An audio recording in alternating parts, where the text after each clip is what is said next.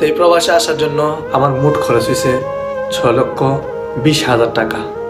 তো এই কোম্পানিতে আজকে আমি 3 মাস কাজ করার শেষ, 4 মাস রানিং। বিশ্বাস করবেন, আমি এই 4 মাসের মধ্যে মাত্র 20,000 টাকা বাড়িতে পাঠাইছি। জানি অনেকে বিশ্বাস করবেন না, অনেকে বলবেন আমি মিথ্যা কথা বলতেছি।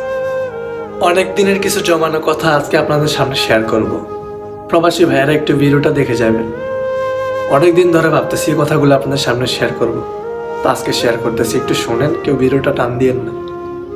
আসলে দেশের অনেক মানুষ মনে করে এই প্রবাসে আসলে মনে হয় শুধু টাকা আর টাকা, এই প্রবাসে মনে হয় রাস্তাঘাটে টাকা পড়ে থাকে। তো আজকে আমি প্রবাসে আসছি 8 মাস হয়ে গেছে।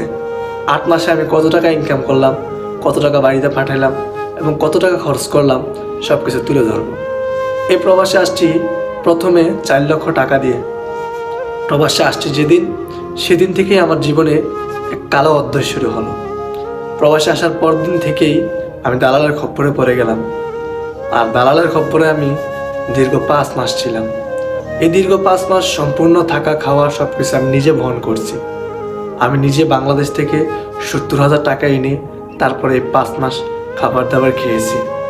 5 মাস বসে থাকার পর একটা কাজ খুঁজতে খুঁজতে অনেকের সাথে যোগাযোগ করছি। অবশেষে এই কোম্পানিতে, এই ইউনিভার্সিটিতে কাজটা পেলাম। তবে কাজটা কিন্তু ফ্রিতে পাইনি। এই কাজে ঢোকার জন্য আমার 1.5 লক্ষ টাকা খরচ করতে হয়েছে। এই কোম্পানিতে কাফেলা হওয়ার জন্য 1.5 লক্ষ টাকা আমি খরচ করছি। তো এই প্রবাসে আসার জন্য আমার মোট খরচ হয়েছে 6,20,000 টাকা। তো এই কোম্পানিতে আজকে আমি 3 মাস কাজ করার শেষ, 4 মাস রানিং। বিশ্বাস করবেন, আমি এই 4 মাসের মধ্যে মাত্র 20,000 টাকা বাড়িতে পাঠাইছি। জানি অনেকে বিশ্বাস করবেন না, অনেকে বলবেন আমি মিথ্যা কথা বলতেছি। না ভাই, আমার পরিবারের সাথে যোগাযোগ করেন, ওনারা বলতে পারবেন। কারণ আমি যে কাজটা করি এটা ক্লিনিংয়ের কাজ। এখানে খুবই সীমিত বেতন। এখানে সবাই ডাবল ডিউটি করে বা ওভার টাইম করে, কিন্তু আমার কপালটা এতটাই খারাপ, প্রতিটা পদে পদে আমি শুধু বিপদেই পড়ছি। আমার কপালটা এতটাই খারাপ যে কোম্পানিতে ঢোকার পর আমি ভাবছিলাম যে অল্প কিছুদিনের মধ্যে আকামা পেয়ে যাব এবং কাফেলা হয়ে যাবে।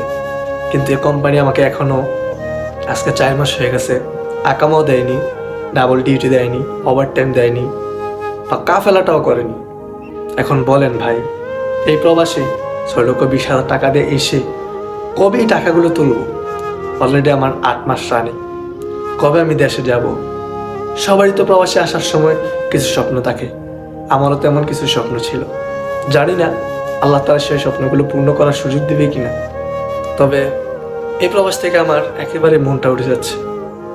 বিশ্বাস করেন ভাই, কথাগুলো খুব কষ্টে বলতেছি। প্রবাসে আসছি 8 মাস হয়ে গেছে।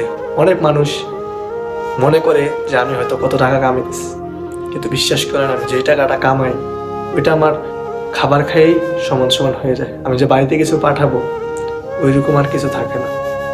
তো দিন শেষে একটা কথাই বলবো, যারা ভাবেন প্রবাসে অনেক টাকা, অনেক পয়সা, আসলে এটা ভুল। প্রবাসটা হচ্ছে রিজিক এবং ভাগ্য। যার ভাগ্য ভালো হয় সে প্রবাসে লক্ষ লক্ষ টাকা কামাতে পারে, আর যার ভাগ্য খারাপ হয় সে আমার মতো মাস শেষে 5,000 টাকাও পাঠাতে পারে না। তো যাই হোক, আপনারা আমার জন্য দোয়া করবেন, ভিডিওটা শেয়ার করে দিবেন। আপনারা যদি আমার পাশে থাকেন, ইনশাল্লাহ ফেসবুক থেকে আমি কিছু একটা করতে চাই। ফেসবুকে আমার মনিটাইজেশন আছে। আপনারা যদি আমার ভিডিওগুলো শেয়ার করেন, ইনশাল্লাহ ফেসবুক থেকে আমি কিছু ডলার ইনকাম করতে পারবো। তো এই ছিল আজকের ভিডিওটা। ভালো লাগলে শেয়ার করে দিবেন। প্রবাসী ভাইয়েরা, আসসালামু আলাইকুম।